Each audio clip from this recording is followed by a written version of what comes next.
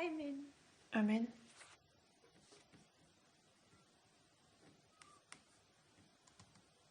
So welcome back. Alors, bienvenue de nouveau. Elder Tabo just made Thabo vient de faire une annonce sur la manière dont nous allons traiter de l'interaction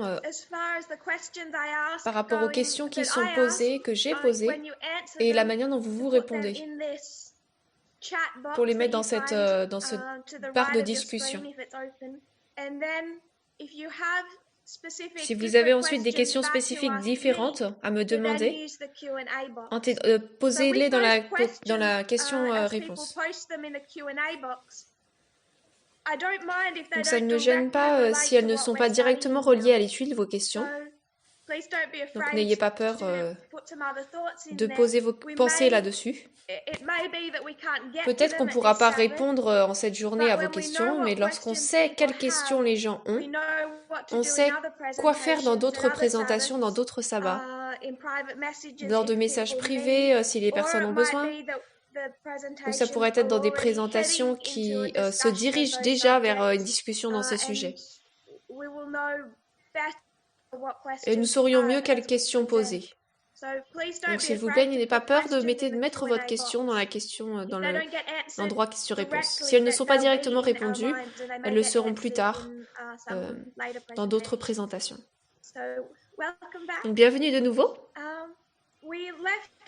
Nous avons quitté hier en discutant là où nous sommes dans notre dispensation actuelle, et nous avons vu différentes lignes qui l'illustrent. Je pense que plus nous regardons aux événements externes, alors qu'ils se rapportent non seulement aux États-Unis, mais au niveau mondial, nous pouvons voir à quel point les sujets sont mondiaux. Et cela nous aide vraiment à comprendre pourquoi nous avons besoin des lignes. Il y a une complexité du message, de ce qui se passe de manière externe. Rien n'est plus aussi simple, particulièrement si c'est dans une guerre d'information ou dans un âge d'information. Il y a une quantité telle d'informations et différentes perspectives de cette information. Et même si la manière dont les pays se battent dans les guerres internationales, cela rend cette histoire beaucoup plus difficile à voir clairement, à moins que nous n'utilisions l'enseignement en parabole et les lignes. Juste pour donner un exemple de cela, nous avons discuté pendant les semaines dernières en Australie. Je pense que nous avons fait, c'est peut-être il y a 6 semaines de sabbat, où j'ai présenté et nous avons parcouru l'histoire du protestantisme. Et j'ai un peu donné un indice à cela, on n'est pas vraiment entré dans une discussion totale de ce sujet, mais en revenant au début des années 1800, quels étaient les arguments que les protestants faisaient par rapport à l'Amérique protestante? Les protestants fortement conservateurs n'utilisaient pas le terme évangélique à l'époque. Les termes se sont changés et sont développés à travers le temps. Mais les protestants conservateurs, aux États-Unis, au début des années 1800, quelle était leur position sur la Constitution? Leur position sur la Constitution, à travers la plupart des années 1800, c'était que c'était un document satanique et mondain, la Constitution. Ça ne mentionnait pas Dieu du tout, ni Dieu comme étant la force derrière les États-Unis. Il ne mentionnait pas que les États-Unis devaient allégeance à Dieu, ou devaient respecter son autorité, ses lois. Le fait que Dieu était sorti en dehors de la Constitution à un tel point, pour eux, cela rendait la Constitution essentiellement comme un document satanique. Et ils attaquaient la Constitution au début des années 1800. Ensuite, ils sont arrivés à la fin des années 1800 et nous savons tous les lois du dimanche, la crise de la loi du dimanche. Leur position alors était assez emphatique. Ce qui se rapporte à la Constitution, ce n'était pas ils ne voulaient pas l'abolir, mais de faire un amendement. de mettre un amendement qui dirait « D'ailleurs, nous ne l'avons pas dit avant, mais on le dit maintenant, les États-Unis est une nation chrétienne, dirigée par des lois et une moralité chrétienne et biblique. » Donc ça, c'était l'amendement chrétien. Il était beaucoup plus large que juste le fait d'écrire une loi du dimanche. Tout ce mouvement, le problème d'une loi du dimanche au Congrès, faisait partie de cette discussion. Mais derrière toute cette histoire de la loi du dimanche, ce qu'il poussait vraiment, ce qu'il voulait vraiment, c'était un amendement à la Constitution. Dans notre histoire, quelle est la définition protestante ? Quelle est la vue protestante de la Constitution ? Leur vue de la Constitution est maintenant, c'est qu'elle a toujours été chrétienne, qu'elle était chrétienne depuis le tout début, mais que tout dépend de comment on lit. Donc maintenant, ils vont dire, retournez dans l'histoire, les pères fondateurs étaient de forts protestants, ils n'étaient pas des théistes. Ils ont écrit avec Dieu dans l'esprit que c'était une nation chrétienne. Donc lorsqu'ils appellent la séparation de l'Église et de l'État, c'est comme une guerre d'un seul côté. Donc le protestantisme est libre de l'État, mais seulement le protestantisme. Il n'y a rien dans cette liberté qui est censé être d'un bénéfice pour la religion. Mais à ce niveau, ce n'était même pas encore entré dans les États-Unis. Donc la perspective protestante de la Constitution a changé à travers le temps. Elle est passée de cette idée que la Constitution était satanique au fait que nous pouvons la changer, nous pouvons l'amender, jusqu'à ce que finalement elle n'a pas besoin d'amendement parce qu'elle a toujours été chrétienne. Et les gens n'utilisent juste pas ça correctement. Comme vous pouviez vous y attendre, l'argument qu'ils font maintenant, dans l'histoire d'une histoire d'information, dans le contexte d'une guerre d'information, est beaucoup plus difficile à réfuter. Lorsqu'ils disaient que la Constitution était satanique, alors c'est facile. Soit vous êtes pour la Constitution, soit vous êtes contre la Constitution. Maintenant, l'argument est beaucoup plus complexe. Maintenant, les deux côtés disent « Nous aimons la Constitution est correcte, la manière dont elle est, et tout dépend comment vous lisez. » Parce que nous sommes dans cet âge d'information, nous avons besoin de lignes dans cette histoire, de beaucoup plus, d'autant plus. Lorsque les États-Unis, en tant que coalition, se sont battus contre l'Allemagne nazie, il était facile de voir les guerres, la ligne qui se passait. Dans la guerre froide, c'était facile aussi à voir. C'est une guerre froide, c'est une guerre d'information. Mais malgré tout, vous avez encore cette division facile entre Est et Ouest. Maintenant, c'est tellement plus difficile. Maintenant, c'est une guerre d'information. Maintenant, si vous allez vers un républicain, si vous allez vers Paul Manafort ou Roger Stone et dites « Il y a une guerre froide entre les États-Unis et la Russie, il y a une guerre d'information par rapport à la sphère d'influence », qu'est-ce qu'ils disent ? Comment est-ce que vous lisez les événements externes ? Il y a le fait qu'on peut renier cela. En 1799, tous les Français savent, nous avons l'établissement d'une dictature, particulièrement lorsqu'on arrive au début des années 1800. On a déjà Napoléon qui établit une dictature. Quand vous voyez les dictatures établies à travers l'histoire, quand vous voyez Staline, les gens savent qu'ils ont un dictateur. Maintenant, avec Vladimir Poutine, si vous demandez aux Russes s'ils ont un dictateur, est-ce qu'ils vont dire oui ou non ? Tout dépend. Tout dépend comment est-ce que vous lisez les actions de Vladimir Poutine. Nous avons besoin de lignes pour que cela ait du sens. Et afin de savoir ce qui est devenu beaucoup plus complexe, alors que nous approchons la fin de la grande controverse et de l'histoire de la Terre. Donc nous regardons ce que ces lignes sont, Et nous sommes un peu plus concentrés. Parce que ces lignes expliquent la dispensation dans laquelle nous sommes en tant que prêtres, la dernière dispensation en tant que prêtres, le temps de trouble. Et elle a des défis particuliers qui y sont associés. Nous sommes quelques mois déjà dans cette dispensation et beaucoup de personnes luttent. Je voudrais que nous comprenions plus complètement pourquoi est-ce que nous luttons. Pourquoi est-ce que cette dispensation est si dure pour nous? Donc nous avons parcouru certaines des lignes qui nous ont été données. Nous avons regardé en fait le schéma, le modèle, la manière dont Ellen White décrit le temps de trouble de Jacob, et nous avons regardé cela assez rapidement. Nous avons vu la fin du temps de grâce, jusqu'au second avènement, le temps de trouble de Jacob, et ce que nous nous sommes concentrés particulièrement, c'était la phrase dans ce paragraphe où elle dit « Tout soutien terrestre sera retranché ».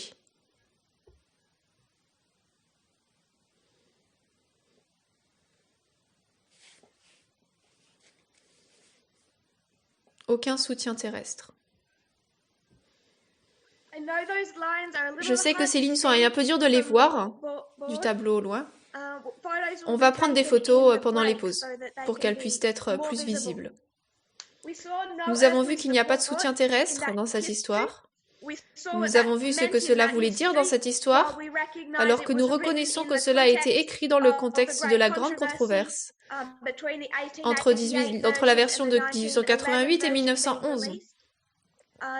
Nous avons trouvé que également cela dans Jésus-Christ chapitre 12. Ensuite, nous avons regardé le chapitre qu'elle écrivait, dans lequel elle a écrit cette histoire. Et le chapitre s'appelle la tentation. Donc ce qu'Ellen White a fait, elle a pris le temps de trouble et l'a comparé et l'a contrasté avec l'expérience de Christ dans le désert, dans la période du désert, pendant ces 40 jours. Ça, c'est quelque chose que nous avons déjà fait dans ce mouvement depuis un moment maintenant, plus d'un an. Mais nous avions compris que cela était un fait. Donc nous sommes allés dans les 2 lignes de la fin de l'Israël ancien. Nous avons l'expérience des disciples que nous vivons alors que le premier groupe est appelé. Ensuite, nous avons l'expérience de Christ, le premier prêtre d'après l'ordre de Melchisédek. Et comment est-ce qu'il a établi cette prêtrise? Donc nous avons l'histoire des disciples, et ensuite nous avons l'histoire des prêtres d'après l'ordre de Melchisédek. 2 paraboles différentes que nous pouvons prendre de la même histoire et les mettre sur 2 lignes différentes. Cela relie l'histoire directement après Gethsémane, la croix, avec l'histoire de Christ dans le désert. L'histoire après la croix étant le temps de trouble pour les disciples. Donc nous avons le temps de trouble. Tout soutien terrestre est coupé. L'expérience de Christ dans le désert, où Ellen White le compare également. Et ensuite, nous avons l'expérience des disciples après la croix. Leurs 40 jours à eux, entre la croix et l'ascension de Christ. Donc on pourrait entrer dans ces histoires avec beaucoup plus de détails. À cause du temps, pendant ce camp meeting, on ne va pas entrer dans la plupart de ces histoires avec autant de détails. Ensuite, nous sommes allés voir un rêve qu'Ellen White a eu. Nous voulions considérer ce que cela signifiait d'avoir tout soutien terrestre retranché. Nous avons commencé le rêve en 1989, quand une portion d'un grand groupe de personnes vont en voyage. Nous avons dit que ce grand groupe, c'est la montagne de Daniel 2. La portion, c'est la pierre qui est retranchée. Cette grande montagne, c'est l'adventisme.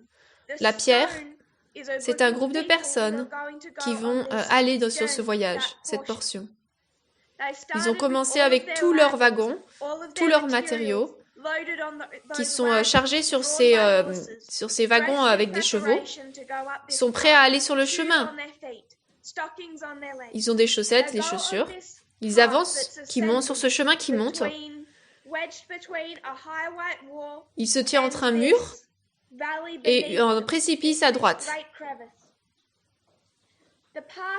Le chemin se rétrécit de plus en plus alors qu'ils avancent, au point où finalement ils doivent laisser derrière les wagons et prendre uniquement les laisser derrière.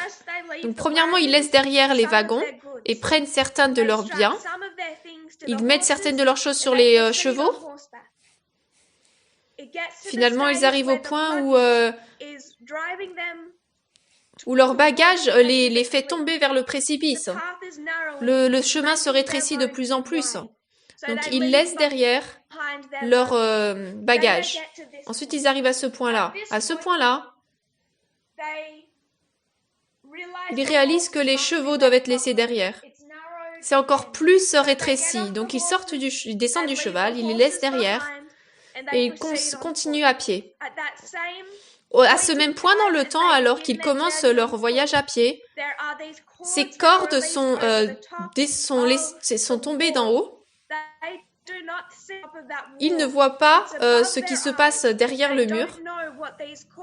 Ils ne savent pas ce à quoi sont attachées ces cordes. Mais ils trouvent que ces cordes les aident, les tiennent. Elles leur donnent une stabilité. Et donc ils continuent leur voyage en s'attachant à ces cordes, se tenant à ces cordes. Je ne sais pas ici qui a fait de l'escalade. Moi j'aimais vraiment. Et très vite vous réalisez que les chaussures ne vous aident pas quand vous essayez de vous tenir à de petites parties du mur. Et lorsque le chemin est beaucoup plus rétréci, cela vous empêche. Donc finalement, elles enlèvent leurs chaussures et continuent en chaussettes. Ils peuvent mieux se tenir, s'accrocher, donc ils continuent en chaussettes. D'ici, ils laissent leurs chaussures. Finalement, ils arrivent où ils doivent enlever leurs chaussettes. Donc ils enlèvent leurs chaussettes. Et ils continuent à pieds nus. Lorsque vous faites de l'escalade, vous savez que si vous allez pieds nus, à moins d'avoir des pieds très forts, ça va couper, ça va faire mal.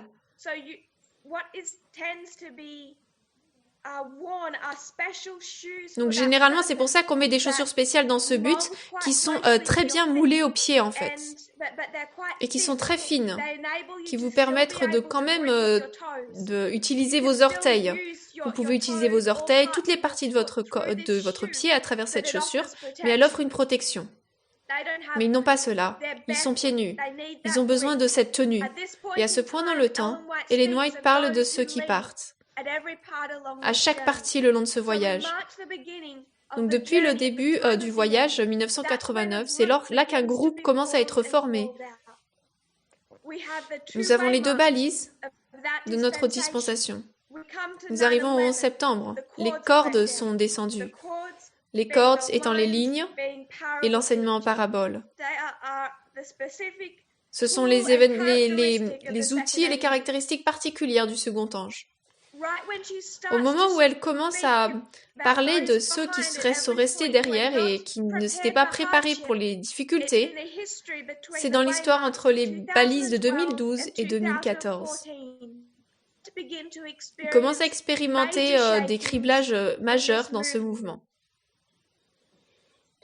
2014, ils arrivent au point ici où le chemin est tellement rétréci qu'elle dit que finalement, ils doivent se soutenir entièrement tout leur poids sur les cordes. Et dans cette histoire, les gens sont assez heureux. Il y a pas mal de confiance dans cette histoire de la loi du dimanche, de la pluie d'arrière-saison.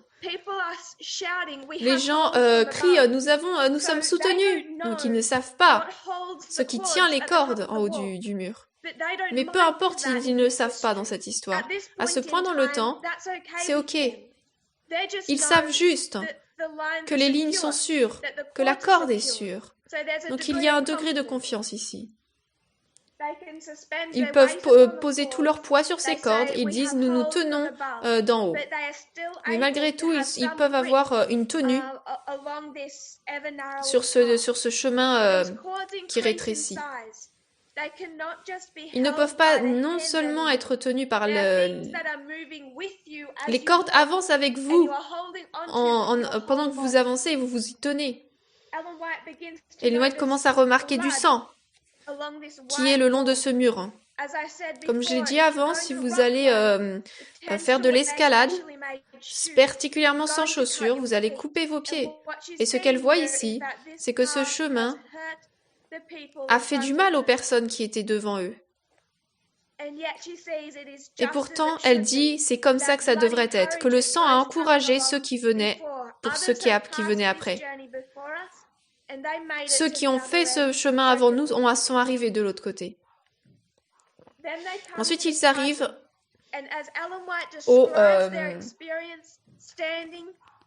devant le précipice. Lorsqu'ils arrivent au bas de ce précipice, elle utilise le terme que nous trouvons exprimé dans l'histoire à la fois de Christ dans le désert et Christ à Gethsémane et la croix. Nous sommes arrivés au temps de trouble. Nous sommes arrivés à 2019.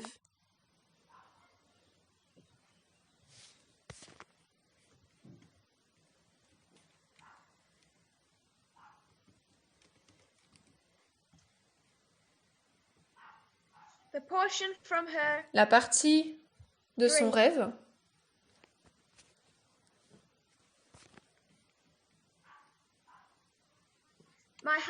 Mon mari était juste devant moi. On transpirait beaucoup. Les veines de son cou et de ses tempes étaient augmentées jusqu'à doubler leur table habituelle, et des gémissements réprimés et angoissants sortaient de ses lèvres. La sueur tombait de mon visage et ressentais une angoisse que je n'avais jamais ressentie auparavant. Une lutte effrayante était devant nous. Si nous échouons ici, toutes les difficultés de notre voyage auront été vécues pour rien.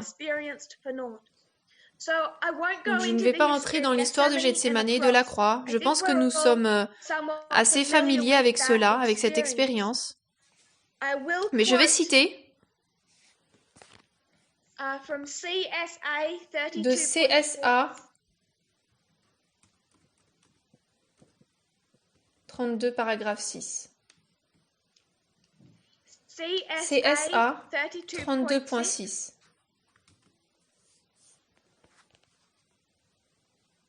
Dans le désert de la tentation, le destin de la race humaine était en jeu. Le Christ était alors le conquérant. Le tentateur était maintenant venu pour la dernière lutte effrayante. Il s'y était préparé pendant les 3 années du ministère du Christ. Tout était... Donc dans cette citation, elle compare Christ, le dernier test à Gethsémane à la croix, avec les tentations dans le désert.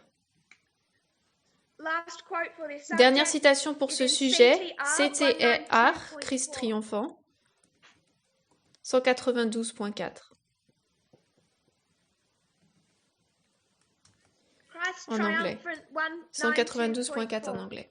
Lorsque Jésus a été conduit dans le désert pour être tenté, il a été guidé par l'Esprit de Dieu. Il n'a pas invité à la tentation. Il est allé dans le désert pour être seul, pour contempler sa mission et son œuvre. Par le jeûne et par la prière, il devait se préparer au chemin ensanglanté qu'il devait parcourir. Mais Satan savait que le Sauveur était parti dans le désert, et il pensait que c'était le meilleur moment pour l'approcher. Faible et émacié par la faim, usé et hagard par l'agonie mentale, le visage du Christ était si abîmé plus que tout autre homme, et sa forme plus que tous les fils des hommes. C'était maintenant l'occasion pour Satan.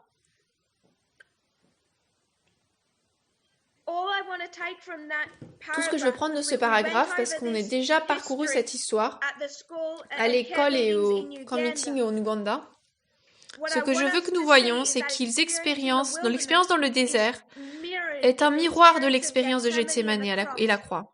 La raison pour laquelle nous avons besoin de voir la période de temps du désert, c'est que ce n'était pas quelque chose qui s'est passé dans le mouvement, que le mouvement expérimente en quelques jours ou en quelques heures.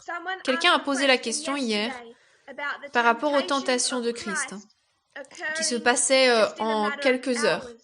Et nous avons parlé de la manière dont ce test ne s'est pas passé dans le mouvement, ne viendra même pas en un seul jour. Cela devient un thème de la période. Donc cette expérience également, alors qu'ils se tiennent au bord du précipice, ne se passe pas seulement le 9 novembre. Ce n'est pas une expérience d'un jour. Cela se passe dans le contexte de toute la période du désert. C'est une caractéristique du temps de trouble. Nous allons revenir probablement demain et parler de cette période de désert. Mais je voulais que nous puissions avoir cette encre, cette citation qui démontre l'expérience de Christ dans le désert. Parce que la Bible ne nous donne pas tant de détails. Il dit qu'il a jeûné pendant 40 jours, ça a l'air dur. Lorsqu'Ellen White décrit cela, elle décrit que les faiblesses, l'émanciation, la faim et l'agonie mentale.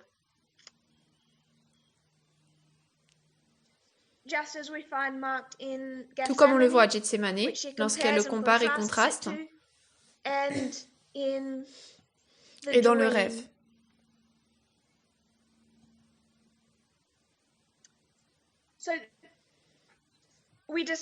Donc nous avons parlé de ce qu'ils ont dû expérimenter pendant ce temps de trouble dans son rêve. De passer d'un côté du précipice à l'autre côté.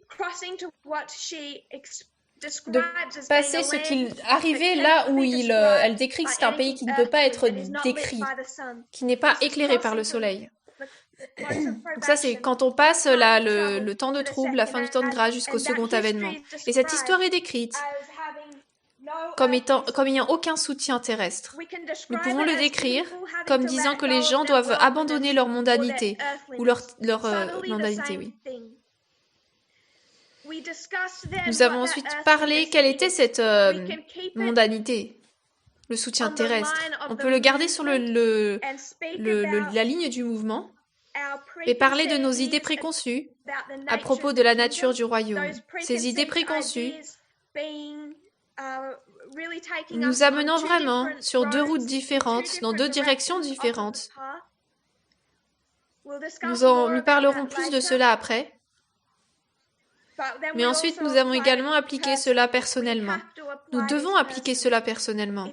Si le mouvement expérimente cela, nous l'expérimentons aussi. Nous devons arriver en terme avec le fait que nous ne sommes pas prêts pour le devoir. Je pense que beaucoup de personnes dans ce mouvement sentent que maintenant que nous avons le message de l'égalité, nous avons tout bon et que nous sommes prêts pour le devoir. Mais ma crainte, c'est que beaucoup des personnes qui partagent ce message parlent de l'égalité, mais échouent au test même dont ils parlent. Il y a un danger auquel les gens pensent qu'ils réussissent au test, alors qu'en fait, ils échouent. Les lignes nous le disent.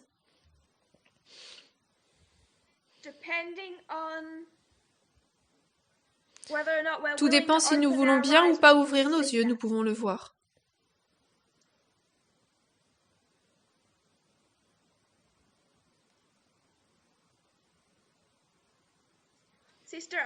Une sœur a posé, est-ce que l'expérience du désert est à la balise de l'accroissement de la connaissance? Oui.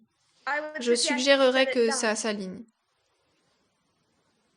Mais nous avons besoin de plusieurs paraboles pour expliquer cette histoire. Nous sommes encore dans le temps de trouble. Je ne pense pas que tous les problèmes se finissent à la fin de la période du désert. Mais ce qui commence à être donné, c'est que le pain commence à être redonné. C'est là où les anges descendent et nourrissent Christ. Et cela lui donne de la force pour continuer à aller à Cana et ensuite à la première purification du temple. Il reçoit de nouveau de la force pour continuer. Donc ce que je vais faire, c'est que je vais effacer cette ligne de ce rêve et je vais la placer sous notre ligne que nous collectons ici, qui sont toutes une seule dispensation. Tout ça, c'est la moisson des prêtres. Donc si vous voulez bien me donner un instant, je vais effacer ce rêve.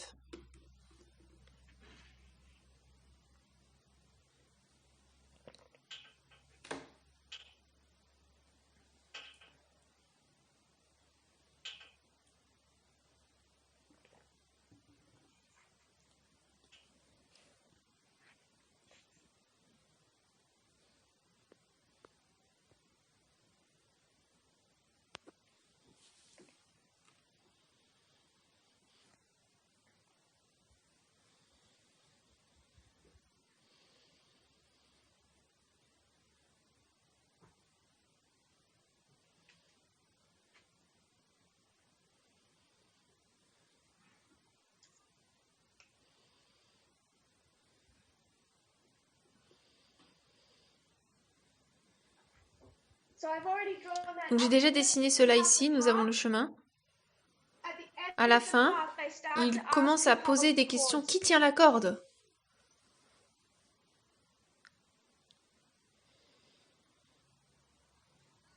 En revenant dans l'histoire de cette expérience de la pluie derrière saison, ils ne sont pas décrits comme posant la question. Ils disent « Nous sommes tenus d'en haut ». Mais maintenant, ils demandent « Qui tienne? Qui tient ?» Cela est introduit parce qu'avant, ils n'avaient jamais...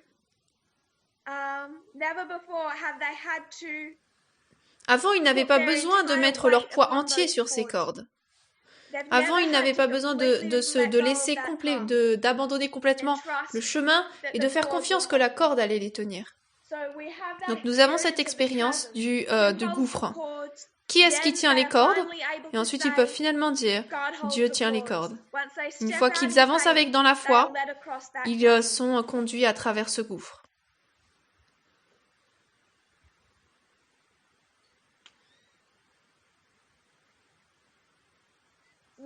Ensuite, nous avons décrit ce que sont ces cordes. Ces cordes sont nos lignes. Ce sont l'enseignement en parabole qui se passe sous le deuxième ange du 11 septembre jusqu'au cri de minuit, au message du cri de minuit. C'est l'enseignement en parabole, mais les paraboles, c'est une autre expression, une description plus définie de ce que nous avons appelé ligne sur ligne.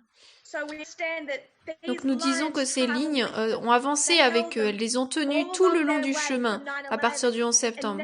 Et maintenant, ce qui nous permet d'arriver à cette période de temps, ce qui nous amène à cette période de temps, nous permet de traverser, ce sont ces lignes, les mêmes que nous avons enseignées depuis un moment. Ce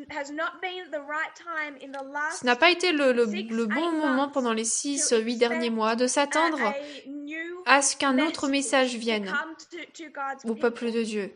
Nous sommes dans la période de temps où il n'y a pas de pain. Ce n'était pas un moment, une période où nous aurions pu avoir un message comme celui du 18 juillet, malgré le fait séparé du fait que ce n'est pas construit sur la méthodologie des paraboles. On n'aurait pas pu avoir eu un tel message dans cette période. La seule chose qui nous fera traverser le temps de trouble, c'est de faire confiance à l'enseignement aux paraboles et dans les lignes. Une sœur a posé la question « Comment est-ce que je sais si j'échoue au test de l'égalité? Quels sont les signes ?» C'est à quel point nous sommes prêts à faire confiance aux lignes. Et je sais que les gens, certains, me disent on va plus te regarder, toi tu fais que te répéter. Je pense que c'est parce que les gens ne réalisent pas à quel point ils ont besoin de faire confiance aux lignes. Il y a comme un commentateur social qui a fait un bon travail, je pense, en soulignant le problème avec les médias en Amérique. Du fait qu'ils font des partenariats.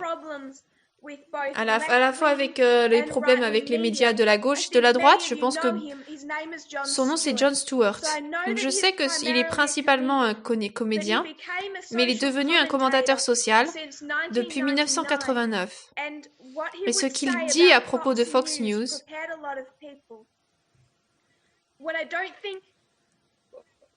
je pense que ce que nous devons réaliser, c'est que le message qui a été enseigné l'année dernière était particulièrement ciblé vers les gens dans le mouvement qui se tenaient à des idées fortement conservatrices. Ils se dirigeaient, c'était des nationalistes de droite. Donc le message devait être tellement clair, tellement coupant contre ce type de vue mondiale, contre le nationalisme, contre le sexisme et l'homophobie. Rien de cela n'est incorrect. C'était fort à l'époque et aujourd'hui on l'enseignerait tout aussi fortement.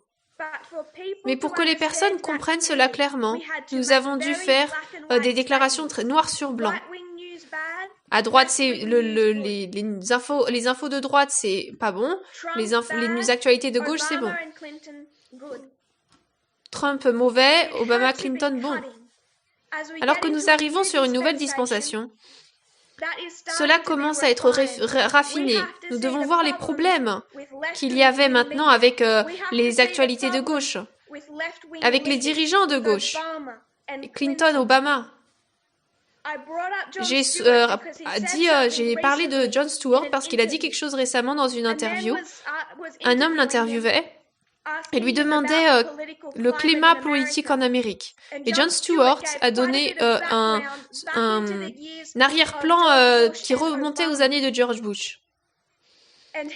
Et comment est-ce qu'il traitait la liberté de discours. Et il a dit qu'alors qu'il présentait son show, il a commencé à être appelé à la Maison-Blanche parce qu'il disait des choses pendant son show qui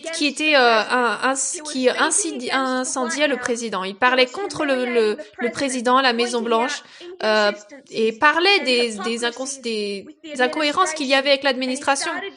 Il commençait à être entré en problème avec la Maison-Blanche. Il ne voulait pas entrer dans beaucoup de détails.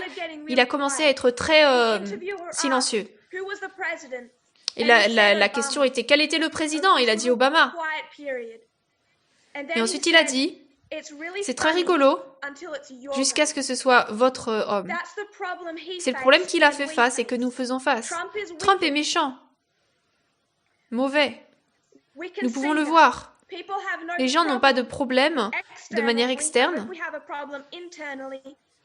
J'espère que nous n'avons pas de manière interne, de parler de manière irrespectueuse par rapport à cela. Contre Trump. Mais ensuite, il y a le problème avec Obama et Clinton. Et tout va bien. C'est OK de critiquer jusqu'à ce que ce soit votre gars. Donc, lorsque je dis faites confiance aux lignes, c'est très facile de dire et de voir quand ces lignes vous disent il n'y a pas d'attaque de Nashville le 18 juillet. C'est facile à voir de dire faire confiance aux lignes quand ils disent le racisme noir et blanc en Amérique est mauvais. Cela commence à devenir dur. Les gens dans le mouvement aujourd'hui commencent à faire des excuses. Lorsque nous disons faites confiance aux lignes, ne protestez pas. Ne postez pas des messages incendiaires. Ne joignez pas le mouvement de gauche. Gardez les réformes. Lorsque vous commencez à dire ces choses et à dire faites confiance aux lignes, ensuite l'excuse vient. Ensuite les gens commencent à dire oui, mais je suis un citoyen de deux pays, le pays de Dieu et mon pays. Depuis quand est-ce que le royaume de Dieu offre la citoyenneté? Ne jamais. Lorsqu'ils disent nous devons faire confiance aux lignes, ce sont les seules choses qui nous feront parcourir cette histoire. La raison pour laquelle les gens pensent que c'est une déclaration facile à suivre, c'est parce qu'ils ne réalisent pas que les lignes condamnent leurs propres pratiques aujourd'hui. Ce n'est plus FFA qui est le problème. FFA est parti. Je ne pense pas au fait que nous ayons une bataille avec FFA. Ça, c'est fini. Maintenant, lorsque nous devons faire confiance aux lignes, ce n'est pas que nous rejetons le 18 juillet, mais c'est ce qu'ils nous disent à propos de notre expérience maintenant, à propos de la manière dont nous sommes censés nous comporter maintenant. Une sœur a posé, devrions-nous attendre de passer l'accroissement de la connaissance pour apprendre les choses sur les personnes LGBT? Est-ce que le message sera similaire au monde? Alors, la première question, les gens peuvent étudier comme ils veulent, mais nous ne devrions pas nous débattre, les lignes disent non. Pourquoi est-ce que nous le voyons maintenant? Parce que les gens ne font pas confiance aux lignes. Ils n'appliquent pas les lignes à eux-mêmes. Ils les appliquent à d'autres personnes. Ils les appliquent à ceux, quand ces conservateurs sociaux qu'ils connaissent, leurs amis, leurs familles, leurs collègues et leurs connaissances, et l'adventisme, et le monde, et Future for America. Ils ne les appliquent pas à eux-mêmes et se tiennent eux-mêmes aux mêmes standards.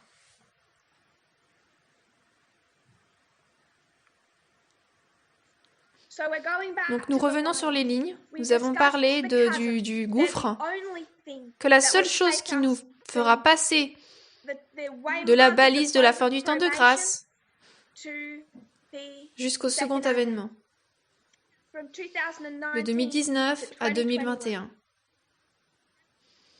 Ensuite, nous avons commencé à discuter d'autres choses. Nous avons placé Acte 27 ici. Nous avons brièvement vu ces deux lignes dans Acte 27.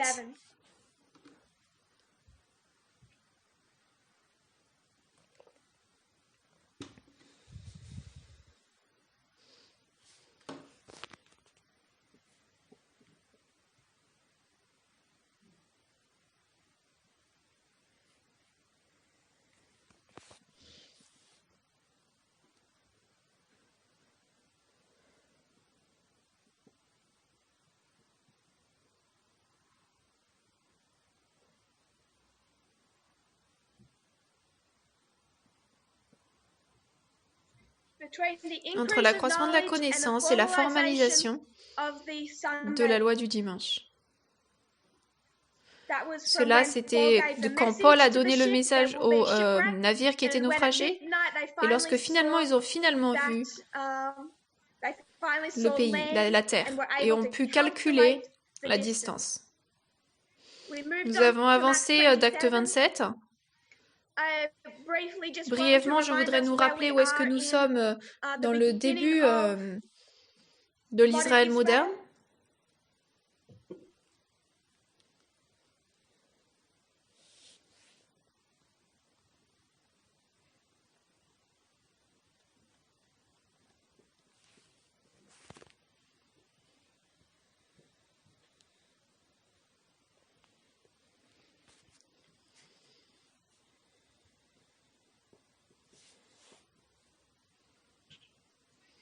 Le 22 octobre 1844.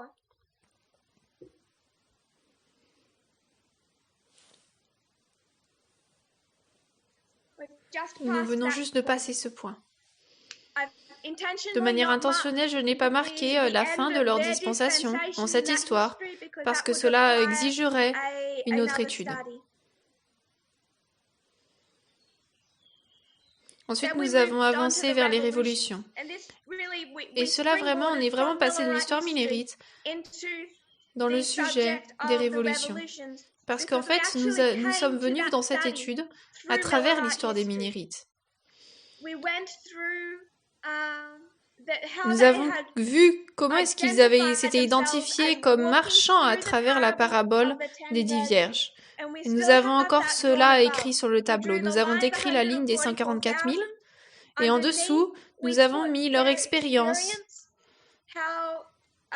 Comment est-ce qu'ils ont expérimenté le temps d'attente, le 19 avril, le temps d'attente, nous l'avons aligné avec le 11 septembre. Ensuite, 2014, dans son sens principal, c'est le 21 juillet. Ce point du milieu de cette histoire, de cette expérience des 10 vierges, décrite dans la parabole comme étant à mi-chemin. Ensuite, on arrive à sa conclusion, la porte fermée, le 22 octobre 1844, qui s'aligne avec 2019, dans son sens principal. Premier groupe est appelé commencement de l'Israël moderne. Les prêtres sont appelés fin de l'Israël moderne.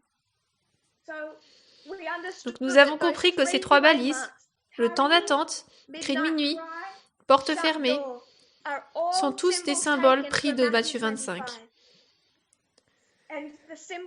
Et les symboles que nous avons particulièrement repris, c'est le 21 juillet, minuit et mis à mi-chemin.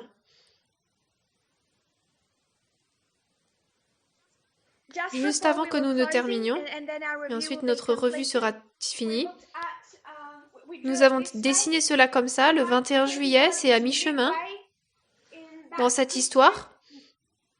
11 septembre à la loi du dimanche et dans notre propre histoire. Dans c'est du 19 avril au 22 octobre. C'est vraiment à mi-chemin. Lorsqu'on prend une application, nous l'amenons ici. Cela, c'est 2014, symboliquement à mi-chemin. Mi-chemin ou minuit. Donc nous prenons le littéral vers le symbolique. Les règles de l'enseignement en parabole. Vous prenez une histoire littérale, vous en faites une application symbolique ou spirituelle. Donc 2014, c'est minuit ou à mi-chemin sur notre ligne de réforme.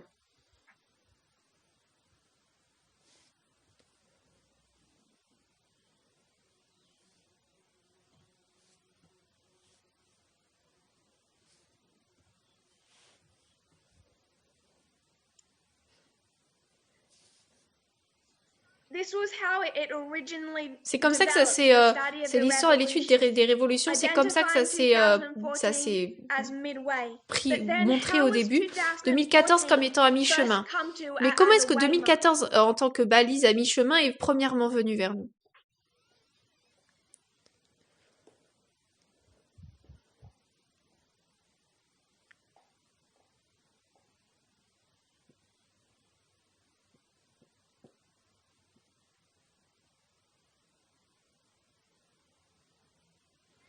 De nouveau, nous allons parcourir cela rapidement. On veut juste se rappeler de certains points clés. 2014, on en est arrivé à étant une balise à travers une étude beaucoup plus profonde des 2520, la clé qui déverrouille le temps.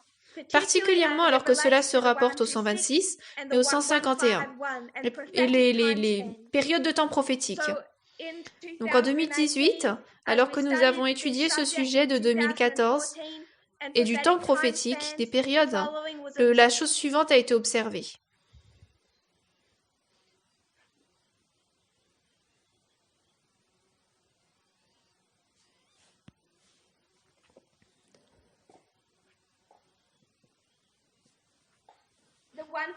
Les 151 jusqu'à 2014 vous ramènent en 1863.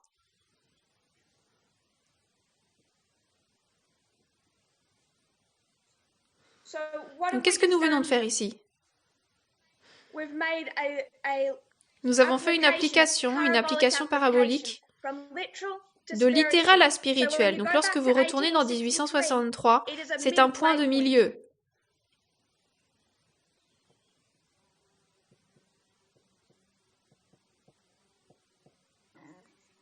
C'est littéralement à mi-chemin dans l'histoire de la Révolution. Lorsque vous faites une application, est-ce que c'est littéralement à mi-chemin? Est-ce que 2014 c'est à littéralement mi-chemin dans l'histoire d'une révolution? Non.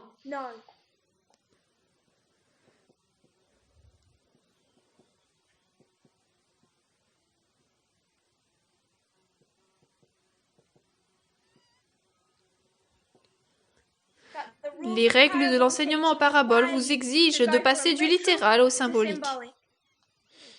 Donc littéralement à mi-chemin dans l'histoire à partir de laquelle nous faisons l'application. Que ce soit le 21 juillet, que ce soit littéralement à mi-chemin, qui s'aligne avec cette balise, 1863, littéralement à mi-chemin, et un autre qui nous amène en 220, avec associé à la restauration.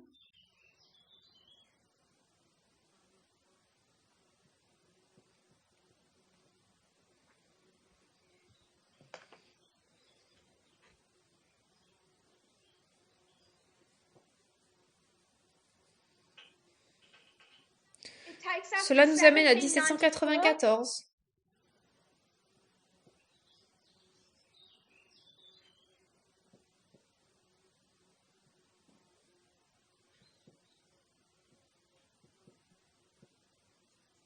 Qui est littéralement à mi-chemin dans l'histoire de la Révolution.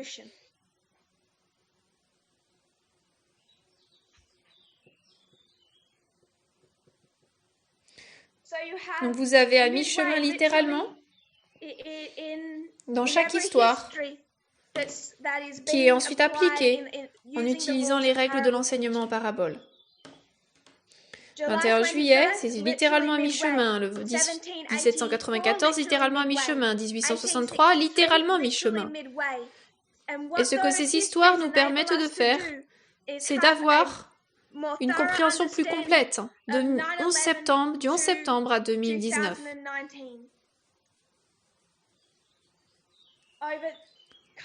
Qui couvre 2 dispensations. La première et la dernière pluie. La croissance de la culture des prêtres. Cela couvre ces deux dispensations en deux parties. Et cela le décrit de manière externe comme étant une histoire de révolution.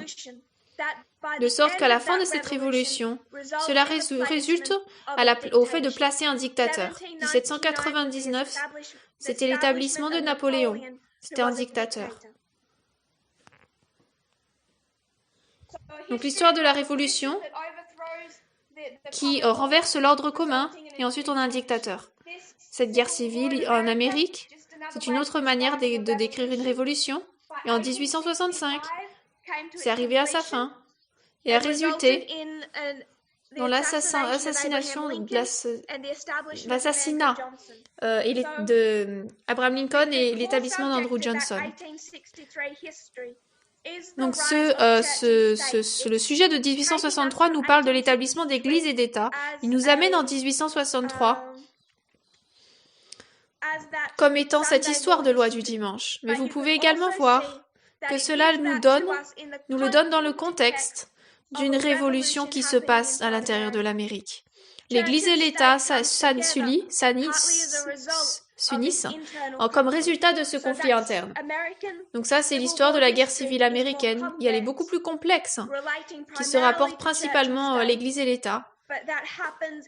Et cela se passe dans le contexte d'une révolution américaine, entre le Nord et le Sud.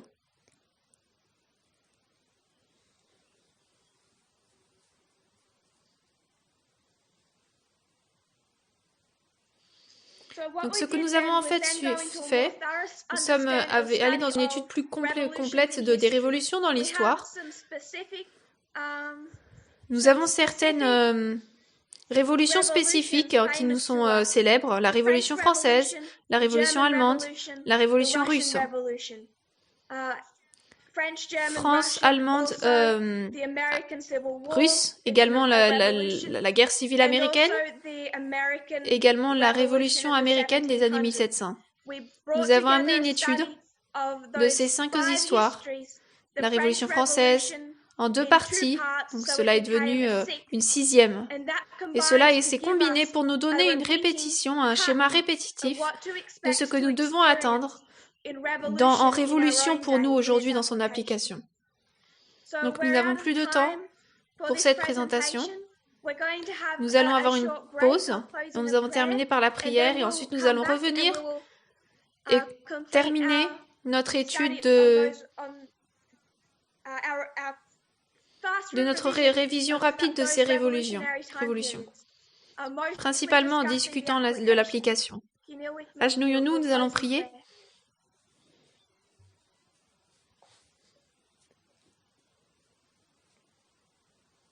Cher Père Céleste, merci Seigneur pour nos bénédictions. Merci de ce que nous puissions nous rassembler ensemble, malgré les différentes périodes, les différentes heures. Seigneur, tu sais le danger dans lequel nous marchons. Tu as fait le plus pour nous, pour que nous soyons préparés, pour que nous soyons aptes à ce voyage. Je prie Seigneur que nous puissions être prêts à porter cette croix, que nous puissions voir que pour la gloire de ton royaume,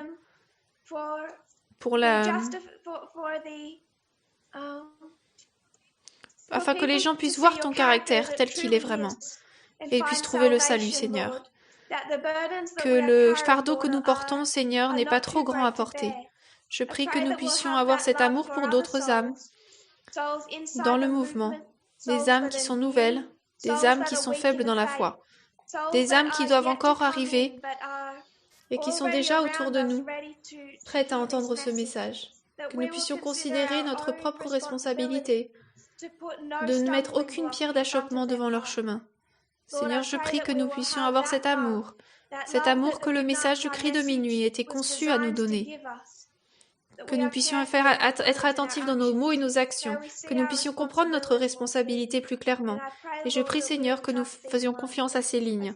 Je prie cela au nom de Jésus. Amen.